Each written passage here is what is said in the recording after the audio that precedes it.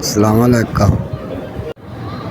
मेरा नाम रमजान है ते फालाज दा मरीज हाँ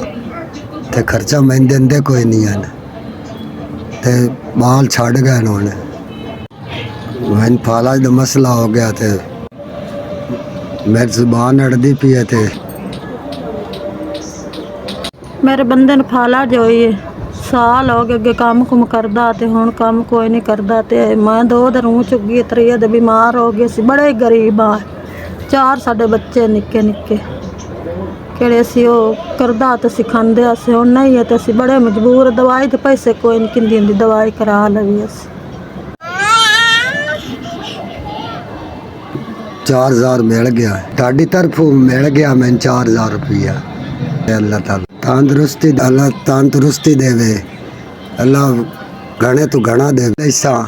अल्लाह मैं भला करे।